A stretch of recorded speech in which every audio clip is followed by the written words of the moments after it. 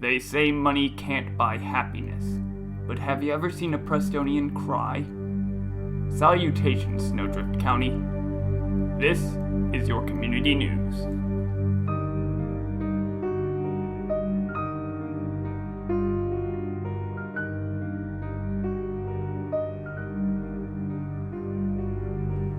Tonight's headline news. For quite some time now, there has been a strange obsidian spire that has been floating over Preston Square, staring with a large gray shining eye towards the southern peaks, and listing the names of members of the congregation of the peaceful meadow in a hushed whisper. This has been the way that the white-speckled Blackstone has behaved since it rose into the air last summer. However, this behavior has changed.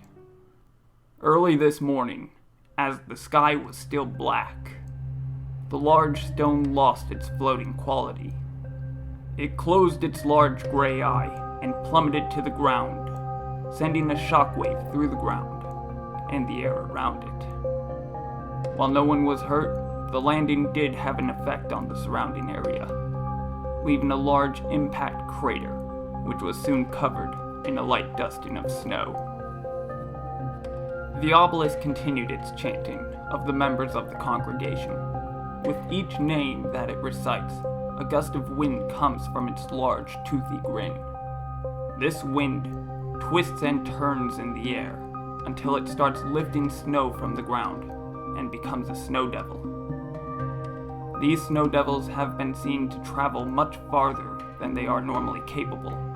Not only do they seem to be traveling so far, they also seem to be following a specific path, as most of them are leaving Preston and are heading southwards towards Bromdale and the other towns nearby.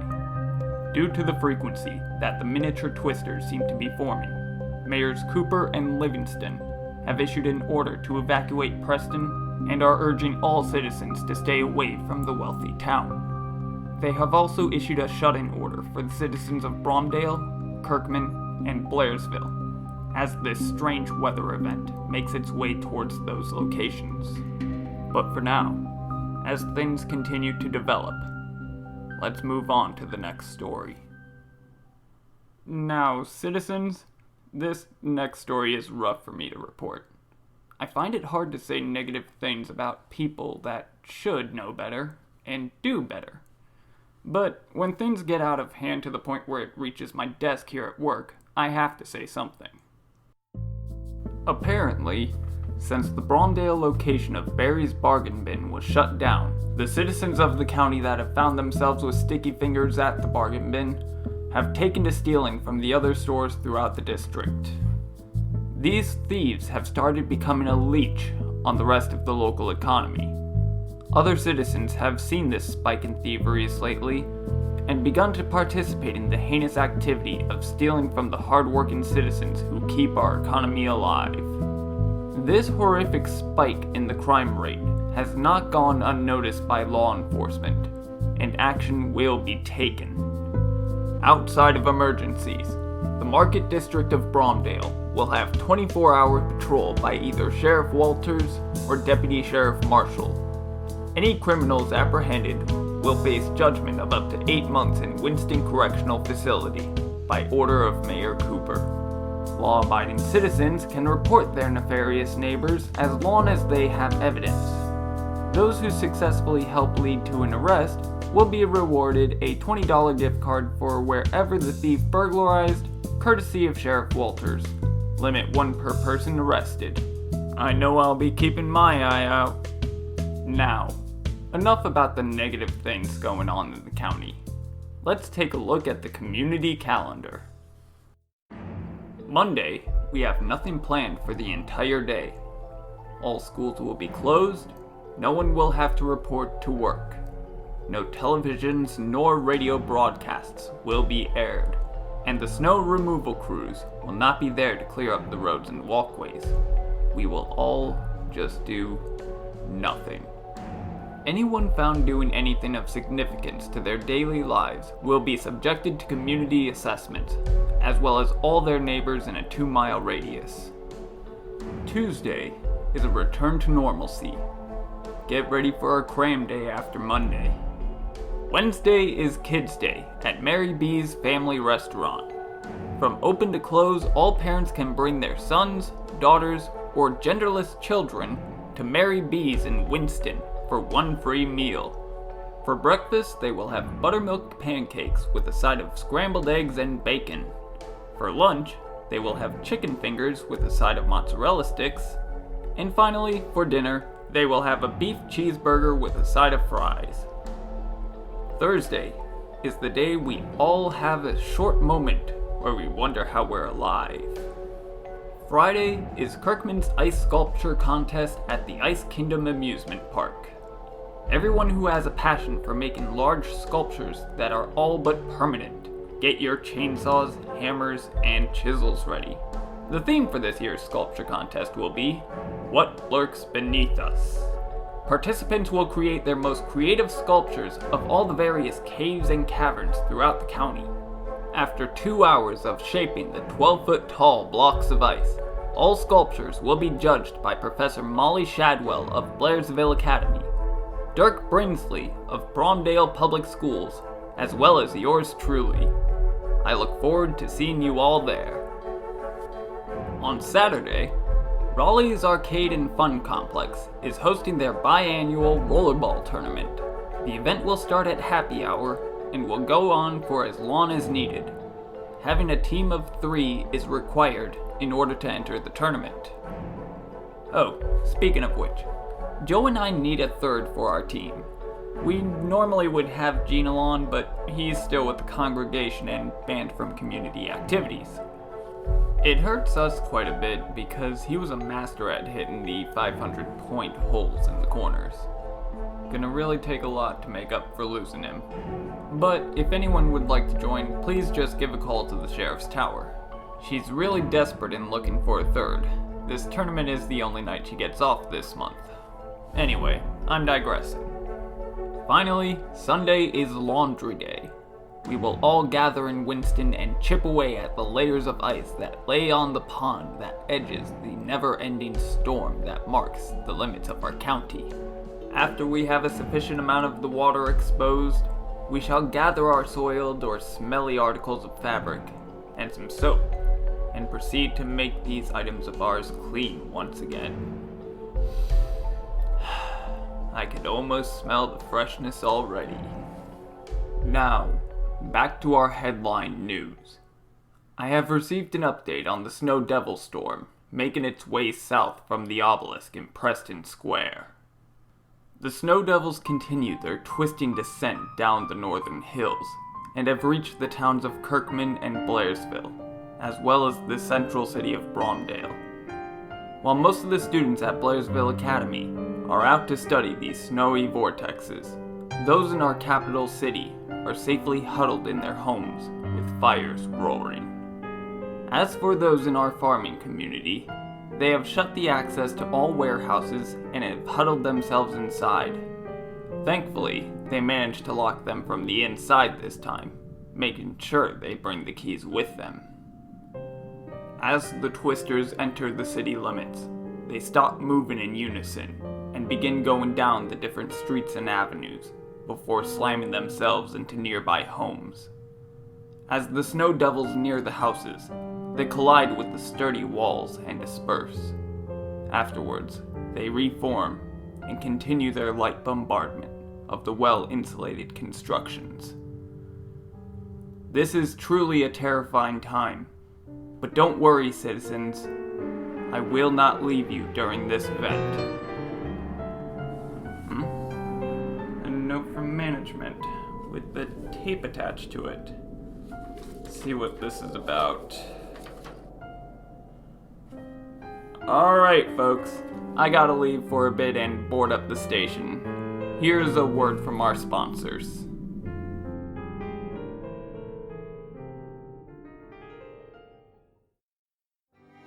Do you have a large cleanup job that you cannot handle alone? Is your storage space more of a cluttered room filled with things you don't even remember anymore? Then we have a solution for you. We at Washimi Cleaning Services are ready and willing to work day or night to help you with any mess that you may have in your home, garage, front lawn, or anywhere else. Just give us a call at and we'll be there, just standing right behind you after the phone rings twice. After that, just point to the area you want us to take care of, and we'll sort everything out. Our expert cleaning staff have already figured out what you would want to throw away. Let your mind be at ease. Call Washimi Cleaning Services today. Alright, now that's out of the way. I got every window and door in the station completely boarded and nailed shut. Hopefully we still have the pry bar in the storage closet. At least I know the front door won't blow open again. Now, where did I leave off? Here we go. The obelisk continues its whispering. With each name it utters, a new rush of wind comes and forms into a new snow devil. The obelisk is not only listing congregation members, though. It has also begun whispering the names of those that have affiliated themselves with members of the delusional cult in any way. The snow devils have now spread to the entirety of the county, seen spinning around northern Wardenclyffe and in the distant horizon at Winston. Mayors Cooper and Livingston have now extended their shut-in order to cover all areas of Snowdrift County, as no one is safe from the wrath of the white-speckled Blackstone with its large, toothy grin. However, there is still one group wandering the streets.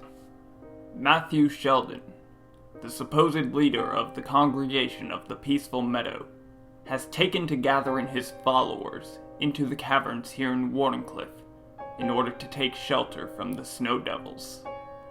He claims the voice of the goddess calls him, and that she can protect them. Having gathered all the members residing here in town, he leads them into the gray mouth of the Wardenclyffe caverns. While I sit here in my boarded station, chaos ensues outside. Let us focus on that outside, and take a look at the traffic.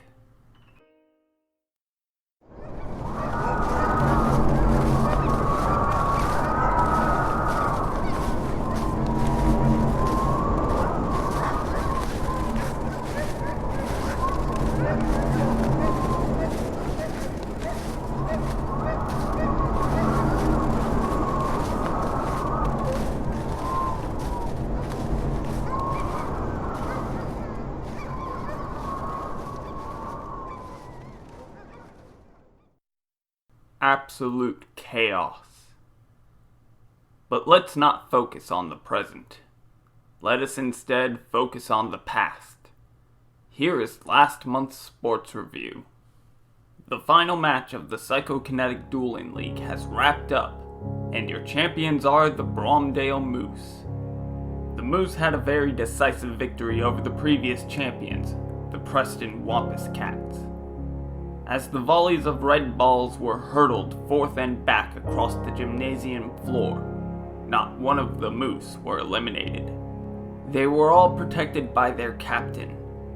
Each shot aimed towards a Bromdale team member was caught and collected by Danielle Wheeler.